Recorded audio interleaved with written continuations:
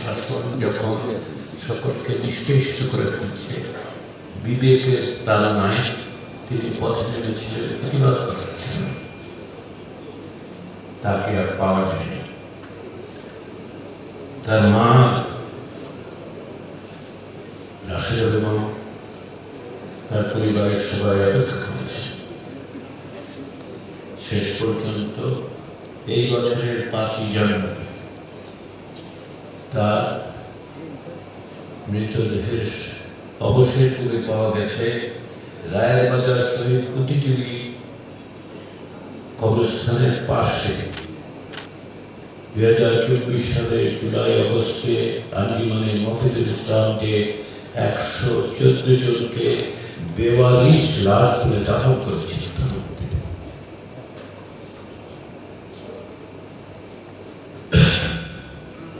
একটি পরিবার অপেক্ষা করেছে, একজন মা অপেক্ষা করেছে।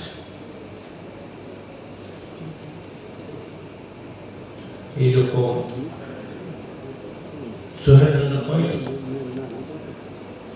এখানে জুলাই অভ্যুত্থানের 2 বীর যোদ্ধা, বীর শহীদের পরিবার আছেন।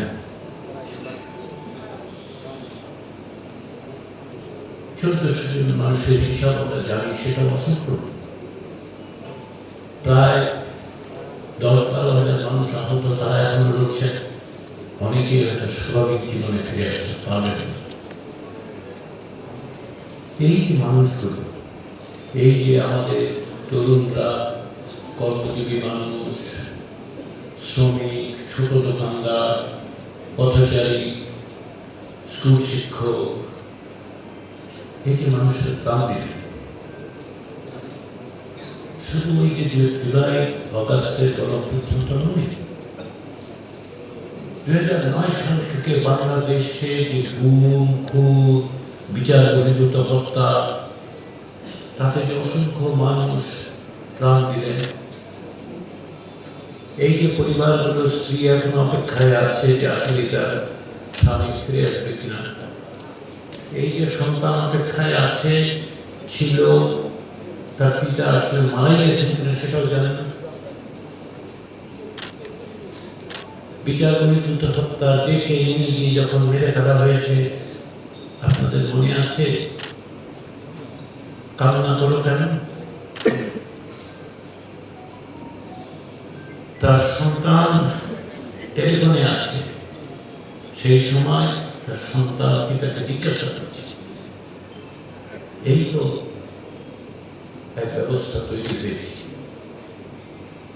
এই যে ব্যবস্থা, এই যে 1400 মানুষ এক আন্দোলনে 10 বছরেরও বেশি সময় ধরে, 16 বছর প্রায় যে অত্যাচার, নিপীড়ন, যে মানুষগুলো প্রাণ দিলেন, গুমের শিকার হলেন, তাদের কাছে আমাদের কি যায়? তারা কি আমাদেরকে কোনো দায়িত্ব দেন? এই যে আমরা এখানে উপস্থিত আছি, আমি কথা বলতে পারছি, আপনি কথা বলতে পারছেন, আমরা মিলিত হতে পারছি, মন খুলে বলতে পারছি কি চাই কি চাই না। যারা তৈরি করে দিলেন, যাদের অবদানের কারণে আজকে এখানে আপনারা, আমরা সকলে, প্রজাতন্ত্রের কর্মচারী, জনসমাজের অংশ, বিশ্ববিদ্যালয়ের শিক্ষক, সাংবাদিক, আমরা যে একত্রিত হতে পারি, আমাদের যে এই ব্যবস্থাটা যারা করে দিলেন, তাদের কাছে আমাদের কোনো ঋণ নেই। এই ঋণ তো শোধ করা যাবে না, কিন্তু এই ঋণকে আমরা স্বীকার করবো না। সেই স্বীকারের জায়গাটাই হচ্ছে আজকে আপনার আমার দায়িত্ব, যেন ওই ব্যবস্থাটা ফিরে না আসে সেটা নিশ্চিত করা, যেন আর কোন রাশিদা বেগমকে অপেক্ষা করতে না হয় যে তার সন্তানের লাশের শেষ অবশেষের জন্য মাসের পর মাস, যেন এমন ব্যবস্থা তৈরি না হয় যে দেশটা এক ব্যক্তির ইচ্ছা মতো চলবে। সেইটাই আমাকে এই দায়িত্বটা দিয়ে গেছে শহীদেরা, যারা নিবেদিত হয়েছেন, তারা আমাদেরকে এই দায়িত্বটা দিয়েছেন। আপনি যেখানেই থাকুন, যেভাবেই থাকুন, আপনার প্রজাতন্ত্রের কর্মচারী হন, আপনি স্কুল শিক্ষক হন, আপনি বিশ্ববিদ্যালয়ের উপাচার্য হন, আপনি দোকানদার হন, আপনি মালিক হন, শ্রমিক হন, আমাদের সকলের নাগরিক হিসেবে বাংলাদেশের মানুষের কাছে এই দায়িত্ব অর্পিত হয়েছে। এই দায়িত্ব পালনের জন্য, এই ঋণ স্বীকার করার জন্য আমাদের কি করতে হবে? আমাদেরকে আমাদের সমস্ত প্রচেষ্টা দিয়ে, আন্তরিকতা দিয়ে আমাদেরকে এই নিশ্চিত করতে হবে যে ভবিষ্যতের বাংলাদেশ যেন অতীতের পুনরাবৃত্তি না হয়। কি ঘটেছিল অতীতে যার পুনরাবৃত্তি আমরা রোধ করতে চাই, তারই একটি তালিকা ভবিষ্যতের পথরেখা হিসেবে তৈরি হয়েছে জুলাই জাতীয় সনদ। কি হয়েছিল অতীতে আমরা জানি, তার কিছু কিছু আপনাদের সকলের অভিজ্ঞতা দিয়ে আপনারা জানেন। এক ব্যক্তির শাসন কোথায় গিয়ে ঠেকেছিল? যে বাংলাদেশের সংবিধানের একটি সংশোধনী একজন ব্যক্তির ইচ্ছায় হয়েছে। পঞ্চদশ সংশোধনী যখন হয় তখন জাতীয় সংসদে তৎকালীন ক্ষমতাসীন দল আওয়ামী লীগের কমিটি করা হয়েছিল, সংসদীয় কমিটি, তাতে বিরোধীরা অংশগ্রহণ করেন নাই। সব সদস্য ছিল আওয়ামী লীগের এবং তাদের সহযোগী। সেই কমিটি 25-26 বার বৈঠক করেছে যে তত্ত্বাবধায়ক সরকার ব্যবস্থা থাকবে কি থাকবে না, কি করা যেতে পারে। সিদ্ধান্ত হয়েছে, আলোচনা হয়েছে, 100-র বেশি নাগরিককে ডাকা হয়েছে, যারা সাবেক প্রধান বিচারপতি, সম্পাদক, সাংবাদিক, সিভিল সোসাইটির সদস্য, বিভিন্ন সংগঠনের নেতা, তাদের ডেকে জিজ্ঞাসা করেছে ওই কমিটি।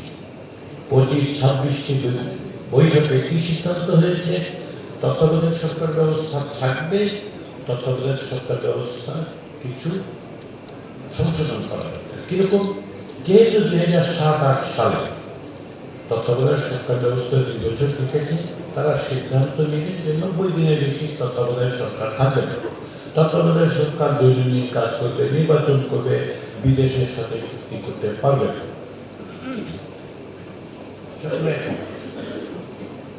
শেষ বৈঠকটি হচ্ছে প্রধানমন্ত্রী বলে তখনকার প্রধানমন্ত্রী শেখ হাসিনার সাথে একটি বৈঠক। আপনারা সংসদে দলের পত্র খেলে দেখতে পারেন। একটি মাত্র বৈঠকে একজন ব্যক্তি সিদ্ধান্ত নিয়েছে বাংলাদেশের তত্ত্বাবধায়ক সরকার ব্যবস্থা থাকবে না, সেটা থাকে না। এক ব্যক্তির শাসনের আর কি উদাহরণ দরকার হবে?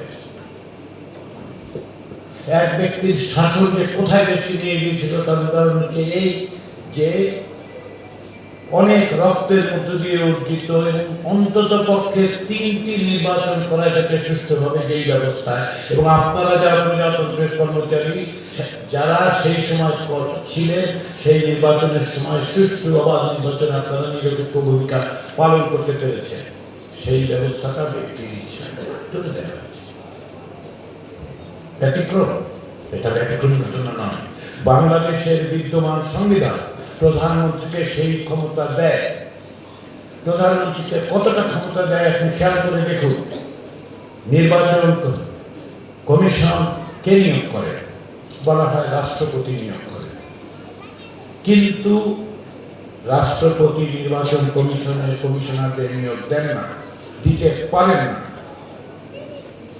কারণ হচ্ছে সংবিধানে সুস্পষ্টভাবে বলা হয়েছে 2টি বিষয় ছাড়া সমস্ত বিষয়ে রাষ্ট্রপতিকে প্রধানমন্ত্রীর প্রসঙ্গে পরামর্শ করতে হবে। এই দুটো বিষয় কি? একটা হচ্ছে প্রধানমন্ত্রী নিয়োগ, আর একটা হচ্ছে প্রধান বিচারপতি নিয়োগ। প্রধানমন্ত্রী নিয়োগের বিষয়টা আমরা সহজেই বুঝতে পারি। সংখ্যাগরিষ্ঠ দলের প্রতিনিধিত্ব যিনি করবেন সংসদে, তিনি প্রধানমন্ত্রী হবে। এতে রাষ্ট্রপতি পছন্দ করলে কিছু নেই। কিন্তু খেয়াল করে দেখুন, এই দুটোর বাইরে সমস্ত কিছু রাষ্ট্রপতি প্রধানমন্ত্রীর সাথে কথা বলতে পরামর্শ দিতে বাধ্য। তাহলে নির্বাচন কমিশন কার ইচ্ছায়?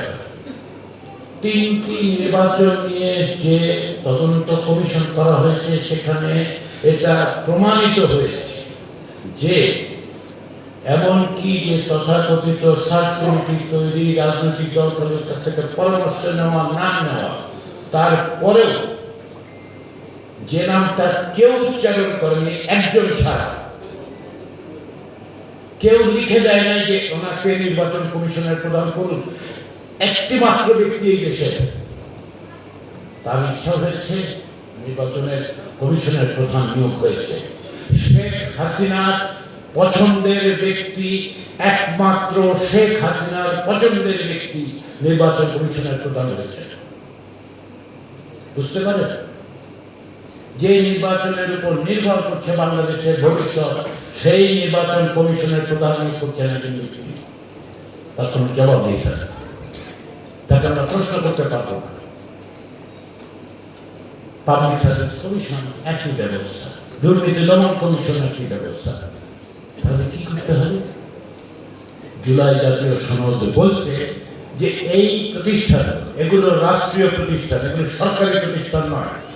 এই রাষ্ট্রীয় প্রতিষ্ঠানগুলোর নিয়োগের ক্ষেত্রে স্বচ্ছতা তৈরির জন্য জাতীয় সংসদের সদস্যদের একই সঙ্গে ক্ষমতাসীন বিরোধী দল এবং তৃতীয় বৃহত্তম বিরোধী দলকে সংযুক্ত করে একটি সুনির্দিষ্ট সাংবিধানিক প্রক্রিয়ার মাধ্যমে নিয়োগ করতে হবে। এটা কি অধ্যাপক ইউনূসের মাথা থেকে এসছে? এইটাকে এই সরকার তার সুবিধা পাবে না। এই ব্যবস্থার জন্য সংবিধান সংস্কার কমিশন, নির্বাচন ব্যবস্থা সংস্কার কমিশন সহ যে সমস্ত কমিশন নিয়োগ করা হয়েছিল তার ভিত্তিতে রাজনৈতিক দলগুলোর সঙ্গে আলোচনার পরিপ্রেক্ষিতে অধিকাংশ দলের ঐকমত্যের ভিত্তিতে এই ব্যবস্থা গ্রহণ করা হয়েছে, এই পরামর্শ দেওয়া হয়েছে, যাতে করে ভবিষ্যতে এক ব্যক্তির ইচ্ছাকে সাহায্য করতে পারে। এই যে এক ব্যক্তির শাসন, সেটাকে সাংবিধানিক রূপ দেওয়া হয়েছে এবং বাংলাদেশে যখনই এক ব্যক্তির শাসন তৈরি হয়েছে, সেটা 1975 সালের বলুন কিংবা 2010-11 সালেই বলুন, প্রত্যেকটা প্রতিষ্ঠান, প্রত্যেকটা রাষ্ট্রীয় প্রতিষ্ঠানকে পরিকল্পিতভাবে ধ্বংস করা হয়েছে এবং সবচেয়ে বড় যে প্রতিষ্ঠানটার ক্ষতি করা হয়েছে সেটার নাম হচ্ছে নির্বাচন ব্যবস্থা। নির্বাচনের উপর মানুষের আস্থা সম্পূর্ণভাবে, অত্যন্ত পরিকল্পিতভাবে তিনটি নির্বাচনের নামে প্রহসন করে আসলে কি অর্জন করার চেষ্টা হচ্ছিল? অর্জন করার চেষ্টা হচ্ছিল ভবিষ্যতে যেতে দেশে নির্বাচনের ব্যবস্থা করতে চায়। তখন বলবেন দরকারই নেই আমাদের এই নির্বাচন। কেউ কেউ বলেন শুধুমাত্র 3 বার জেতার জন্য, অবশ্যই 3 বার জেতার জন্য এই সমস্ত প্রক্রিয়া করা চেষ্টা। তার চেয়ে বড় দীর্ঘস্থায়ী লক্ষ্যটা ছিল এই দেশের যাতে ভবিষ্যতে আপনার আমার কণ্ঠস্বর কোনোভাবে কাউকে জবাবদিহির মুখোমুখি না করে। বদলাতে চাইলেন না? নিশ্চয়ই। আমরা বলতে কাদের কথা বলছি? সরকারের কথা না। 30টির বেশি রাজনৈতিক দলের সঙ্গে আলাপ আলোচনার মধ্য দিয়ে 9 মাস ধরে, আপনাদের অনেকেই টেলিভিশনে হয়তো দেখেছেন, আমরা আলাপ আলোচনার মধ্য দিয়ে এই জায়গাটাতে এসেছি। সেগুলি কিছু আপনাদের সামনে লিফলেটের মাধ্যমে উপস্থাপন করা হয়েছে, জনগণের সামনে বলা হচ্ছে। যেমন ধরুন, বিচার বিভাগের স্বাধীনতা, আপনারা কেউ কেউ বিচার বিভাগের সঙ্গে সংশ্লিষ্ট জানেন, এখানে উপস্থিত আছে। বিচার বিভাগের স্বাধীনতার প্রশ্নটি বাংলাদেশের সংবিধানে 1952 সালে লিখিত হয়েছিল, লেখা হয়েছিল যে বিচার বিভাগ এটা আছে, কিন্তু বিচার বিভাগ যে স্বাধীন হতে পারেনি তার সবচেয়ে বড় উদাহরণ অন্তত পক্ষে 2 জন প্রধান বিচারপতির কথা আমি এই মুহূর্তেই স্মরণ করতে পারি, যারা সুপ্রিম কোর্টের, আমাদের সর্বোচ্চ আদালতের আপিল বিভাগে বাংলাদেশের প্রধান বিচারপতি রিটায়ারমেন্টে যাওয়ার আগে শেষ বক্তৃতায় বলেছেন যে বিচার বিভাগের স্বাধীনতা কাগজে আছে, বাকিটা আপনারা বোঝেন। বিচার বিভাগকে নিয়ন্ত্রণ করা হয়েছে। সেই জন্যই রাজনৈতিক দলগুলোর বক্তব্য হচ্ছে আসেন, বিচার বিভাগকে স্বাধীন করার জন্য বিচারপতি নিয়োগ প্রক্রিয়াটা স্বচ্ছ করা দরকার, প্রাতিষ্ঠানিক করা দরকার এবং অধ্যাদেশের মাধ্যমে সেটা এখন করা হয়েছে। কিন্তু অধ্যাদেশের মাধ্যমে করার বিপদটা হচ্ছে এই, ভবিষ্যতে যারা ক্ষমতায় আসবে তারা যদি 30 দিনের মধ্যে তা সংসদে উপস্থাপন করে গ্রহণ না করেন তবে এটা এমনি বাতিল হয়ে যাবে। সুপ্রিম কোর্টের স্বাধীনভাবে কাজ করার জন্য সেক্রেটারিয়েট তৈরি করা হয়েছে। সেক্রেটারিয়েট হ্যাঁ ভবন টবন হয়েছে, কিন্তু কিছুই থাকবে না যদি না তার সংবিধানে অন্তর্ভুক্ত করে। সংবিধানে অন্তর্ভুক্ত করতে রাজনৈতিক দলগুলো রাজি আছে, কিন্তু জনগণের সম্মতি লাগবে। বিচার বিভাগের ক্ষেত্রে বলা হয়েছে যে বিভাগীয় পর্যায়ে আদালত তৈরি করার কথা, হাইকোর্টের বেঞ্চ স্থায়ীভাবে বিভাগীয় পর্যায়ে আনার কথা বলা হয়েছে। কেন? আপনাদের আমাকে মনে থাকবে 2018 সালে একটা নির্বাচনের প্রয়োজন হয়েছিল এই দেশে। তার আগে গায়েবী মামলা বলে জিনিস শুরু হয়েছিল, হাজার হাজার মানুষকে গায়েবী মামলায় অভিযুক্ত করা হয়েছে। তাদের একজনের নাম আমি বলি, মিলন বরকা চাষী। ব্রাহ্মণবাড়িয়ার একটা গ্রামে বরকা চাষী মিলন। এই মিলন মিয়া মাথায় রক্তক্ষরণ, মস্তিষ্কে রক্তক্ষরণের কারণে অচল হয়ে গেছে, চলতে পারবে না, কানে শোনে না। সেই লোককে অভিযুক্ত করা হয়েছে যে তিনি বিস্ফোরক দ্রব্য ছুঁড়েছেন, গ্রহণ করেছেন, বিতরণ করেছেন। এই লোকটিকে ঢাকা হাইকোর্টে এসে তাকে জামিন দিতে হয়েছে। এটা একটা ঘটনা, এরকম অসংখ্য ঘটনা। তার মানেটা কি? তার মানেটা হচ্ছে বিচার বিভাগে যদি আপনার দরজা পর্যন্ত আপনি না আনতে পারেন, প্রত্যেকের তো বিচার প্রাপ্তির অধিকার, তাই না? এখন সেইটা করতে গিয়ে যদি আপনাকে নিঃস্ব করার ব্যবস্থা রাষ্ট্র করে দেয় যে আপনি বিচার চাইতে পারেন, কিন্তু আপনাকে ঢাকায় যেতে হবে, থাকতে হবে একটা জামিনের জন্য। আপনি অপরাধী তখন পর্যন্ত নির্ধারিত হয় না যে আপনি দণ্ডিত নয়, কিন্তু তার আগে আপনি নিঃস্ব হয়ে যাবেন। বাংলাদেশের গ্রাম গ্রামান্তর থেকে সাধারণ মানুষ শুধুমাত্র একটা জামিনের জন্য যদি নিঃস্ব হয়ে যায়, তাহলে এই রাষ্ট্র কি দিচ্ছে, কি সংবিধান দিচ্ছে? আমরা যে বরকা চাষী মিলন মিয়া মতো লোককে আমরা ঢাকায় নিয়ে গিয়ে নিঃস্ব করে দিচ্ছি, অসংখ্য মানুষকে নিঃস্ব করে দিচ্ছি। এই বিচার বিভাগ আপনারা চাইবেন না? মানুষ চাইবে না সব দরকার আসুক? দেখুন, যেই বিচার বিভাগ আছে তারপরে রাষ্ট্রপতির কথা বলি। রাষ্ট্রপতি দণ্ডিত অপরাধীদের চাইলেই ক্ষমা করে দিতে পারে।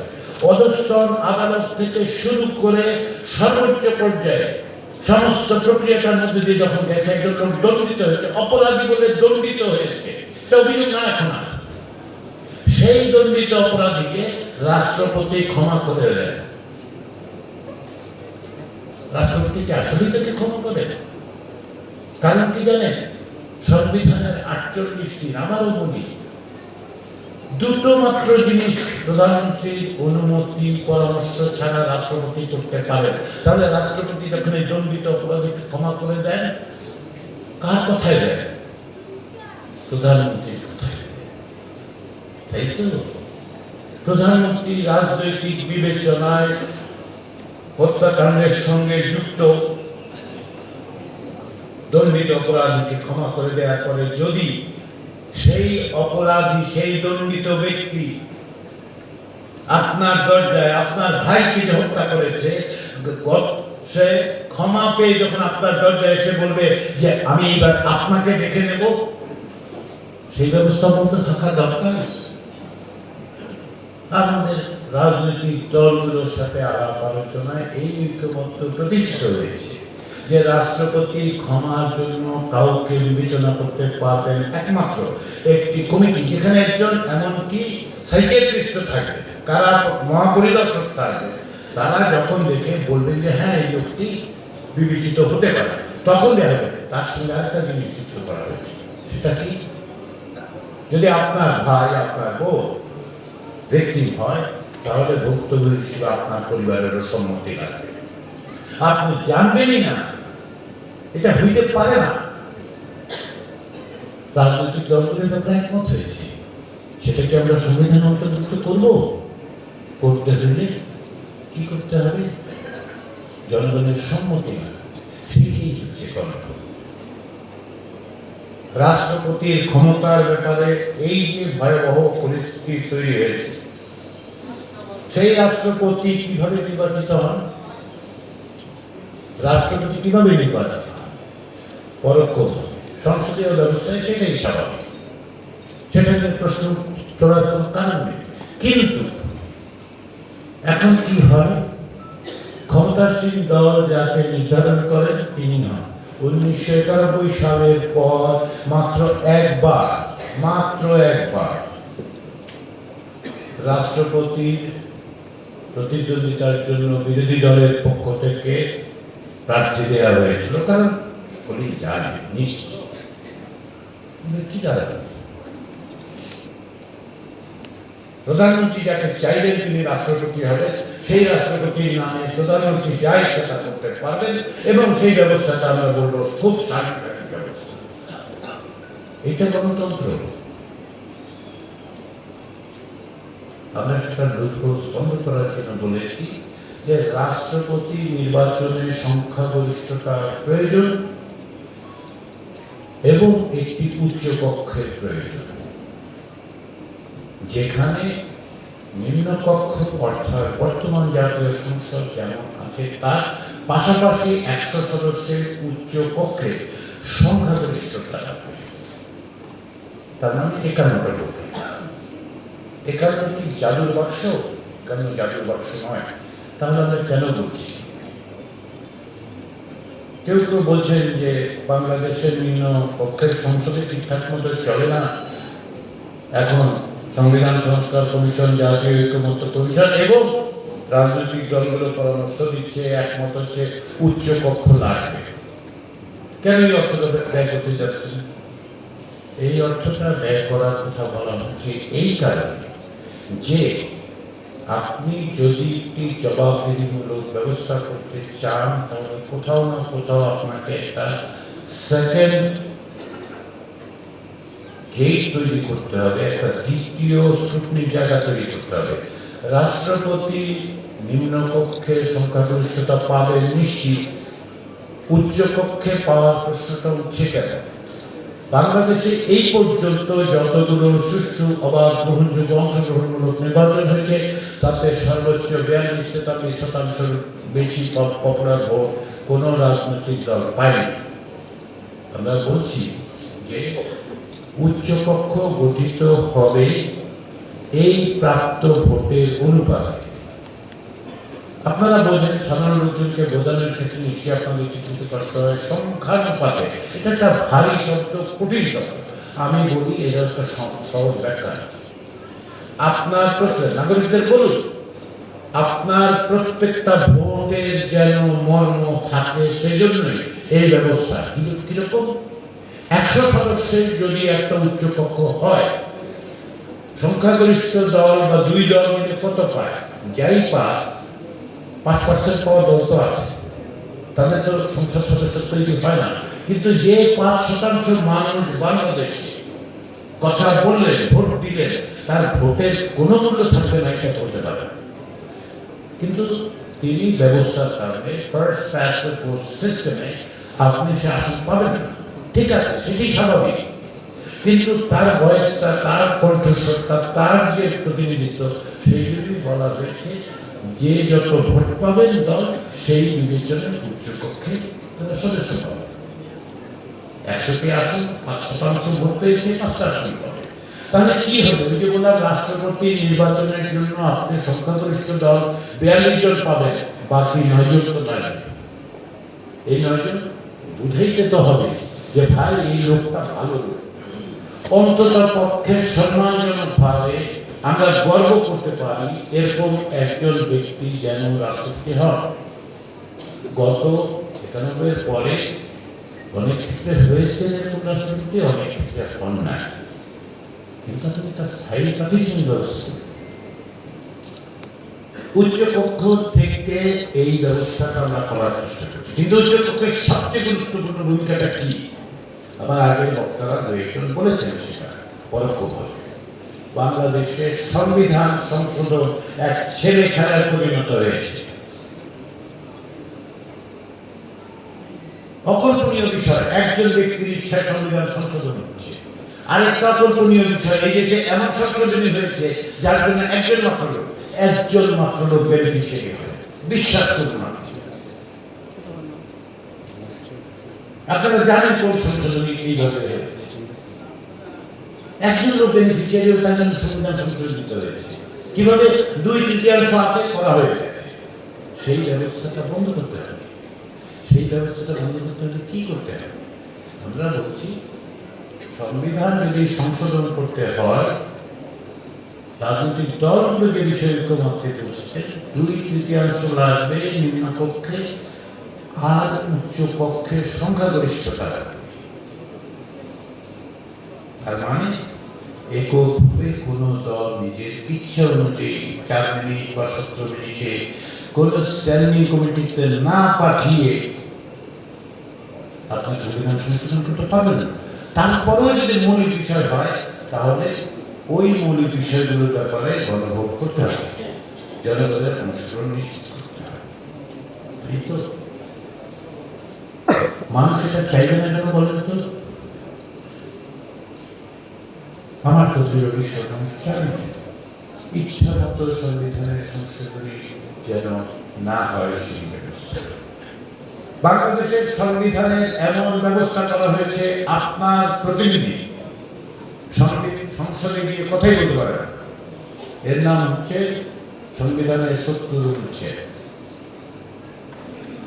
নিজের দলের বিরুদ্ধে ভোট দিলে সংসদ সদস্য পদ চলে যাবে, তার বিরুদ্ধে কথা বললে সংসদ সদস্য পদ চলে যাবে, এমনকি অনুপস্থিত থাকলেও চলে যাবে। সব রাজনৈতিক দলের বিষয়ে একমত হয়েছে যে 70 অনুচ্ছেদে যেভাবে মুখের মধ্যে স্পষ্ট লাগানোর ব্যবস্থা ছিল সেটা বদলাতে হবে। বদলিয়ে তারা বলছে, যেটা আছে সনদে, গণভোটের মধ্যেও আছে, সেটা কি? সেটা হচ্ছে যে এখন থেকে দুটো বিষয়ে নিশ্চিতভাবে সব সংসদ সদস্য দলের প্রতি অনুগত থাকবেন। একটা কি? একটা হচ্ছে বাজেট, কারণ বাজেট পাস না হলে সকলের বিপদে পড়বে। দ্বিতীয়টা কি? দ্বিতীয়টা হচ্ছে অনাস্থা ভোট, যাতে দিনে সকালবেলা একজন ক্ষমতায় যাচ্ছেন, বিকালবেলা একজন ক্ষমতায় যাচ্ছেন, সেটা বন্ধ করা যাবে। সে বিষয়ে সবাই একমত হয়েছে। কিছু রাজনৈতিক দল আরো দুটো বিষয় যুক্ত করার কথা বলেছে। একটা হচ্ছে সংবিধান সংশোধন, আর একটা হচ্ছে যদি দেশের যুদ্ধের মধ্যে পড়ে যায় তাহলে যেন নিজ দলের লোক এই ব্যবস্থার ফলে আপনার প্রতিনিধি সংসদে স্বাধীনভাবে বিবেকের ধারণা থেকে কথা বলতে পারবে। এটা প্রাতিষ্ঠানিক বিষয়, এটা গণতন্ত্রের জন্য প্রয়োজন। বাংলাদেশের একটা ভয়াবহ জিনিস হচ্ছে দুর্নীতি। আপনারা জানেন, দুর্নীতি দমন কমিশন বলে যে কমিশন, সেই কমিশন যেহেতু ক্ষমতাসীনরা তাদের ইচ্ছা মতো নিয়োগ করেন, সেই হেতু এইটা কার্যত বিরোধী দল দমন কমিশনে পরিণত হয়েছে। এখনো প্রাতিষ্ঠানিকভাবে আছে, সেটার পরিবর্তনের জন্য বলা হয়েছে। কিন্তু কেবল দুর্নীতি দমন কমিশন ঠিক করলে বাংলাদেশে দুর্নীতি হ্রাস করা যাবে না। সেই বিবেচনা থেকে জুলাই জাতীয় সনদে রাজনৈতিক দলগুলো সকলে একমত হয়েছে যে সংসদে যে প্রধান প্রধান কমিটিগুলি, সংসদীয় কমিটি আছে, তার মধ্যে 4টা কমিটিকে অবশ্যই, এবং অন্যান্য কমিটিগুলোর মধ্যে সংখ্যানুপাতে বিরোধী দল থেকে সভাপতি তৈরি হবে। এর মধ্যে 3টা কমিটি কি? তিনটা কমিটি বলা হয় ফাইন্যান্সিয়াল ওভারসাইট কমিটি, যেখানে সরকার তার সমস্ত রকম হিসাব দিতে বাধ্য থাকে। সেই রকম কমিটিগুলোর নেতৃত্ব দেবেন বিরোধী দল। তাতে করে কি হবে? তাতে করে এই যে সরকার চাইলে ইচ্ছা মতো খরচালি করে, সেটা অন্তত পক্ষে প্রশ্নের মুখে। আপনার আমার টাকা নিয়ে যে ছিনিমিনি খেলা হয়েছে 16 বছর, যেভাবে লুটপাট হয়েছে, যেভাবে দেশ থেকে যে পরিমাণ অর্থ এই দেশ থেকে 16 বছরে পাচার হয়ে গেছে, সেগুলো এই দেশে থাকলে বাংলাদেশের অধিকাংশ মানুষকে শিক্ষা এবং স্বাস্থ্যের ব্যবস্থা করা যেত। ভবিষ্যতে এরকম হবে না, সেটা বন্ধ করার উপায় হচ্ছে যে আজকে আসুন আমরা বলি যে এইটা প্রাতিষ্ঠানিক রূপ দিতে হবে, যাতে করে সবসময় দুর্নীতি দমন কমিশন, ফাইন্যান্সিয়াল ওভারসাইট কমিটিগুলো, তিনটা ফাইন্যান্সিয়াল ওভারসাইট কমিটি যদি আমরা বিরোধী দলের নেতৃত্বে করতে পারি, তাদের সভাপতিত্বে প্রশ্ন করে অন্তত পক্ষে দুর্নীতির বিরুদ্ধে একটা চেষ্টা করতে পারি। এইগুলি হচ্ছে জুলাই জাতীয় সমিতির বিষয়। আমি তার কয়েকটা উদাহরণ দিলাম। 11টা বিষয় আপনাদের সামনে, বাংলাদেশের নাগরিকের সামনে আমরা তুলে ধরেছি এবং আমরা আশা করছি সমর্থন পাওয়া যাবে। আপনাদের কাছ থেকে কিছু প্রশ্ন আসছে, তার দু একটা বিষয়ের উত্তর দেওয়ার চেষ্টা করি। একটা বিষয় আপনাদেরকে অনেকেই বিভ্রান্ত করার চেষ্টা করছেন। প্রজাতন্ত্রের কর্মচারী নির্বাচনে গণভোটের সময় হ্যাঁ ভোটের পক্ষে প্রচার করতে পারেন কি পারেন না, এইটা নিয়ে কিছু বিভ্রান্তি সৃষ্টির চেষ্টা হচ্ছে। প্রজাতন্ত্রের কর্মচারীরা অবশ্যই হ্যাঁ ভোটের পক্ষে প্রচার করতে পারে। কেন? আমি একটু ব্যাখ্যা করার চেষ্টা করি। বাংলাদেশের বিদ্যমান আইন কিংবা সংবিধান কোন অবস্থাতেই আপনাকে যে সময় তৈরি হয়েছে সমস্ত রাজনৈতিক দলগুলোর সাথে আলোচনার মাধ্যমে সেইটার পক্ষে প্রচার করার ক্ষেত্রে বাধা দেয় না সংবিধানে গণভোটের উল্লেখ। অন্যদিকে নির্বাচন হয় আরপিওর অধীনে। আরপিও প্রধানত প্রার্থীদের বিষয়, গণভোটের বিষয় নয়। বাকি থাকছে হচ্ছে জুলাই জাতীয় সনদ, সংবিধান সংস্কার আদেশ 2025, যেখানে গণভোটের কথা বলা হয়েছে। সেখানে এমন কথা বলা হয় না যে প্রজাতন্ত্রের কর্মকর্তা কর্মচারীরা এইখানে কি ভূমিকা পালন করবে। ওই আদেশের অধীনে যে 2025 গণভোট উত্তরদের দেওয়া হয়েছে, সেখানেও এটা উল্লেখ করা হয়। ফলে আইনিভাবে আপনাদেরকে কোনো অবস্থাতে প্রজাতন্ত্রের কর্মকর্তা এবং কর্মচারীদের বাড়িত করে না।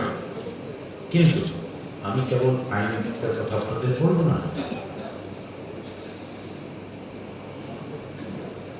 দ্বিতীয় যেটা দিক সেটা হচ্ছে গুরুত্বপূর্ণ, সেটা হচ্ছে নৈতিক অবস্থানের প্রশ্ন। কেউ কেউ বলছেন আইনে নেই, কিন্তু নৈতিকভাবে তো এটা করা ঠিক না। আমি তাদের বিনয়ের সঙ্গে প্রশ্ন করি, কোন নৈতিকতার কথা বলছেন? এই সরকার, অধ্যাপক মোহাম্মদ ইউনূসের নেতৃত্বাধীন সরকার, অন্তর্বর্তী সরকার, তার ভিত্তি বৈধতা নৈতিকতা হচ্ছে জুলাই গণ অভ্যুত্থান। এটা এই সংবিধানের মধ্যে নেই। জুলাই অভ্যুত্থান এই সরকারকে যে দায়িত্ব দিয়েছে, যে দায় তার উপর অর্পণ করেছে, সেটা কি? সেটা হচ্ছে রাষ্ট্রের সংস্কার, মানবতা বিরোধী অপরাধীদের বিচারের ব্যবস্থা সুনিশ্চিত করা এবং একটি সুষ্ঠু অবাধ নির্বাচন করা। নির্বাচন সংস্কার করেন না, নির্বাচন করার জন্য অনুকূল পরিবেশ তৈরি করে নির্বাচন কমিশনকে দায়িত্ব দেওয়া হয়। নির্বাচন কমিশন সে দায়িত্ব পালন করছে। বিচার সরকার করেন না বিচার আদালত করেন? সরকার তাহলে কি করবে?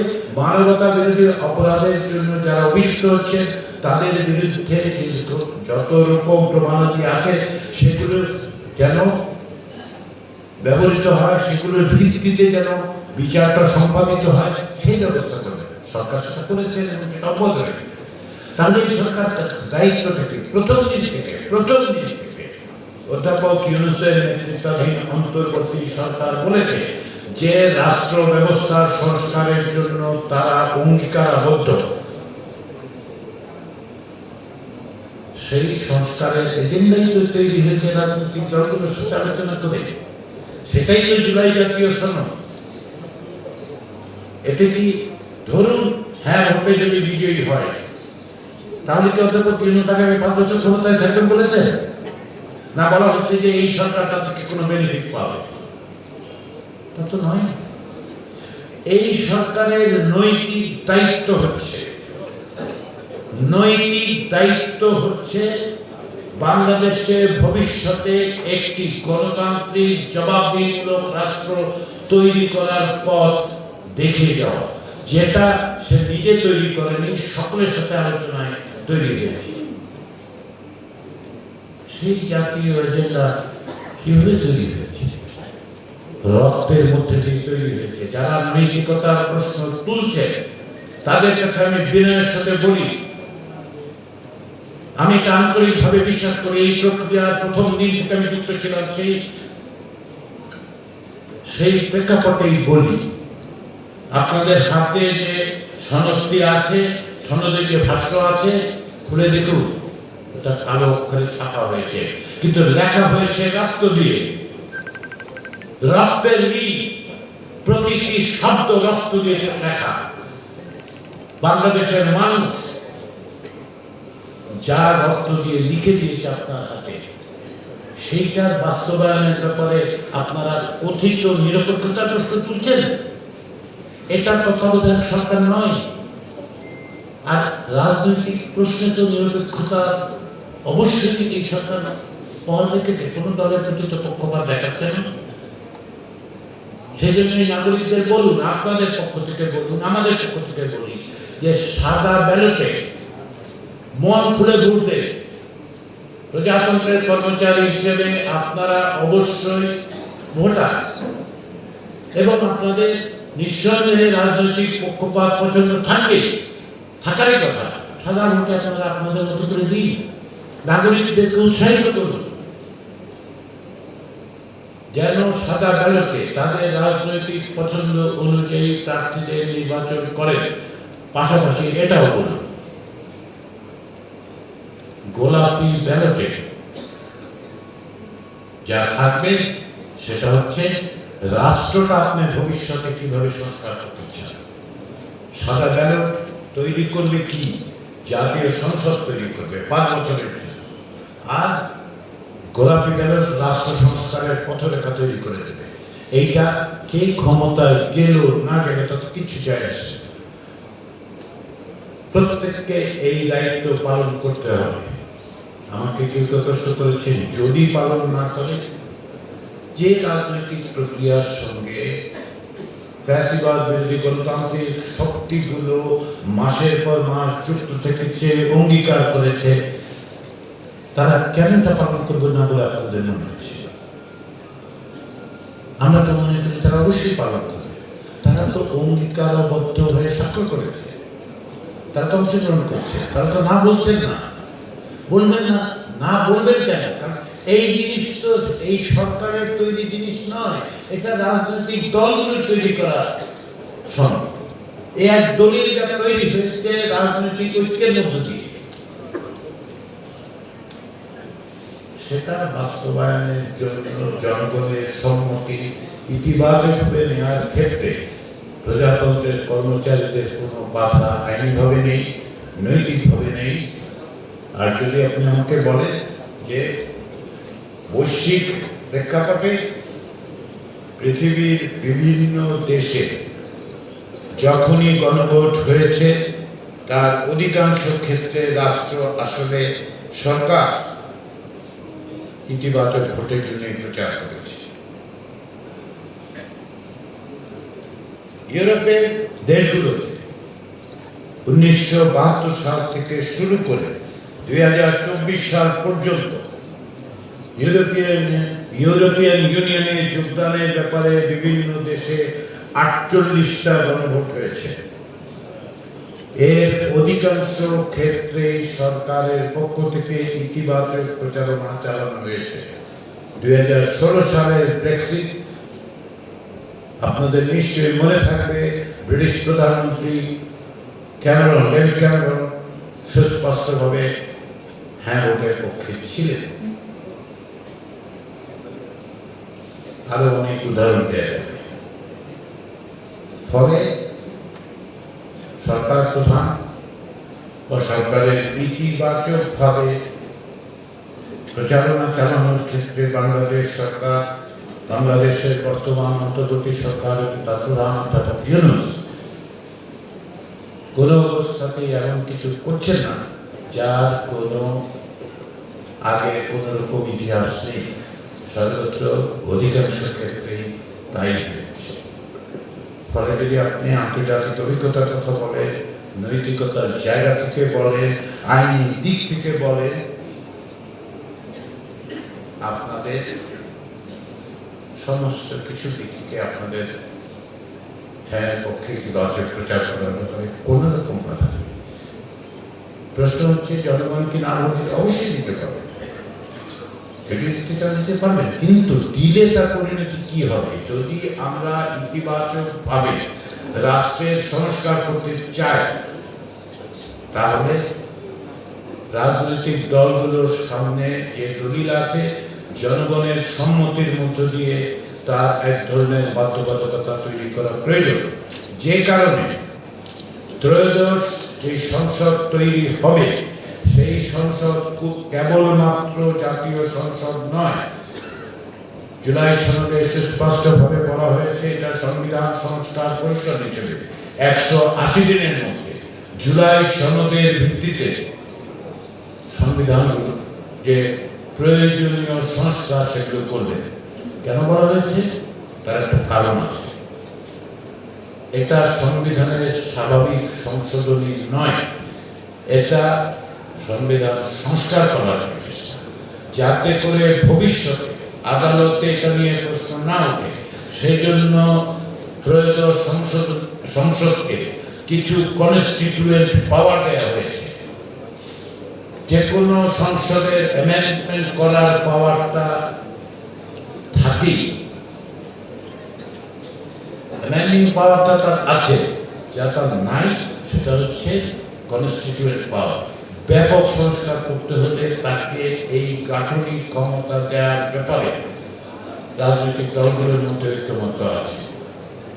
সেই কারণেই 180 দিনের মধ্যে তারা এগুলি সংস্কার করবেন, অন্তর্ভুক্ত করবেন এবং পাশাপাশি রাষ্ট্র পরিচালনার জন্য সরকার গঠন করবেন এবং সেই সরকারের প্রধানমন্ত্রী থাকবে, মন্ত্রীরা থাকবে, দেশ চালিত হবে।